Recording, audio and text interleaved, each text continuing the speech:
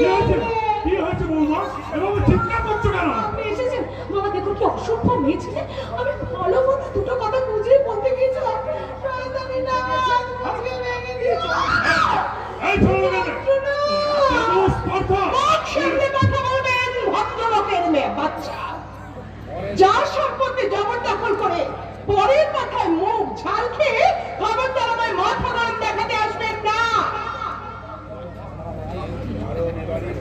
কারণ এবারের মালিক আমার স্বামী, আর আমি দস্তুর মতো আমার স্বামীর বাড়িতে দাঁড়িয়ে কথা বলছি। সেই মালিকানার বৈধ দলিল বড় ঠাকুর আমার হাতে তুলে দিয়েছে। দলিল তুলে দিয়েছে? হ্যাঁ, শুধু দলিল তুলে দিয়ে তিনি ক্ষান্ত হননি, তার সঙ্গে তিনি তুলে দিয়েছেন আর মুখার্জি বাড়ির ক্যাশ বাক্সের চাবি, লক্ষ্মী ঘরের চাবি, এমনকি ওই বন্দুকের আলমারির চাবি। শয়তান ব্যাটা ছেলে বলো তো। হ্যাঁ, কিছুতেই হতে পারে না। কি হতে পারে আর কি হতে পারে না সেটা আমার হাতের এই চাপটা দেখো, তাহলেই বুঝতে পারবে কি হতে পারে আর কি হতে পারে না। বসন্তটাকে থানা থেকে ছাড়িয়ে আনতে গিয়েছিলাম, সেই সুযোগে তোমরা আমার স্ত্রীর ওপরে জোর জুলুম করেছো, ওর ওপর অত্যাচার করেছো। এই শোনো শোনো, তুমি বিশ্বাস করো, আমরা দুজনে মিলে ওকে একটু ভালো করে বোঝানোর চেষ্টা করছিলাম। না, ভালোভাবেই বৌমাকে বোঝাচ্ছিলাম। এই যে বাবু, তিন কাল গিয়ে তো এক কালে ঠেকেছে, দুটো পায়ে তো শ্মশানের দিকে এগিয়ে গেছে, তবু এখনো মিথ্যে কথা বলার স্বভাবটা গেল না। আমি তোমার মামা। তুমি মানে জানো না, তুমি তখন অসুস্থ হয়ে বাড়িতে এলে, তখন এই সংসার ধান ধরা কেউ ছিল না। সমাজ সেবা নিয়ে ব্যস্ত।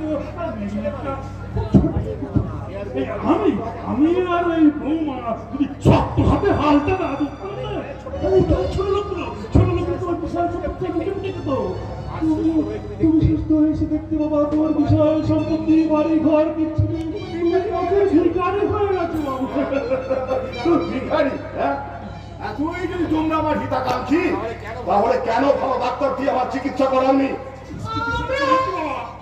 চিকিৎসা করার নাম করে ওই সৌমেন ডাক্তারকে দিয়ে দিনের পর দিন আমাকে বিষ ইঞ্জেকশন দিয়েছো। কেন কেন তোমরা আমার কোনো কথা না শুনে এই অন্ধকার ঘরে আমাকে বন্দি করে দিয়েছিলে? কেন কেন আমার বুক ফাটা কান্না তোমাদের কানে পৌঁছায়নি? আমার প্রতি তোমাদের একটুকু মায়া হয়নি? কি বললো গো, মায়া হয়নি? আচ্ছা তুমি বলো, ওই সমস্ত চিকিৎসা আমরা কিছু বুঝি? কিচ্ছু বুঝি না। আর সৌমেন যে তোমাকে বিষ ইঞ্জেকশন দিয়েছে, আমরা সেটা কি করে বুঝবো? খবরদার খবরদার মিথ্যা কথা বলবে না। তোমরা জেনে শুনে এই কাজ করতে, আমাকে অসুস্থ করে দিয়ে, আমাকে পাগল করে দিয়ে, আমার বিষয় সম্পত্তি সব লুটে পুড়ে খাবার তালে ছিলে, ভিখারি করে দেবার তালে ছিলে। সৌমেন ডাক্তারকে যেমন জব্দ করেছি, তোমাদেরকেও তেমনি আমি জব্দ করি। হ্যাঁ, আমি জমিদার মানিক মুখার্জি। আমার অসুস্থতার কারণে এ বাড়িতে অনেক অঘটন ঘটে গেছে। এই জয়া যদি আমার জীবন সঙ্গী হয়ে না আসতো, ওর সেবা ভালোবাসা দিয়ে যদি আমাকে সুস্থ করে না তুলতো, এবং আমার দাদা যদি আমাকে সর্বদাভাবে সাহায্য না করতেন, তাহলে আমি তোমাদের মতো মানুষগুলোর মুখোশ কিছুতেই টেনে ছিঁড়তে পারতাম না। তাই আমি ঠিক করেছি, আমার স্ত্রী এবং আমার দাদার সঙ্গে আলোচনা করে ঠিক করেছি, তোমাদেরকে এ বাড়িতে থাকতে দেওয়া হবে না। গাছতলায় থাকবি, ভিক্ষা করে খাবে। এই বাড়িতে অবশ্য ঘরদোর মোছা, রান্না করা, ঝাটপাট দেওয়া, আমার চুল বেঁধে দেওয়া, কাপড় জামা কেচে দেওয়া, এগুলোর জন্য আমি তোমাকে রাখতে পারতাম, ঠিক, কিন্তু রাখবো না। জানো কেন রাখবো না সেটা জানো কি? কারণ তোমার মতো চরিত্রহীনা মহিলাকে আমার সংসারে আশ্রয় দিলে আমার সংসারের চরিত্রটাই নষ্ট হয়ে যাবে।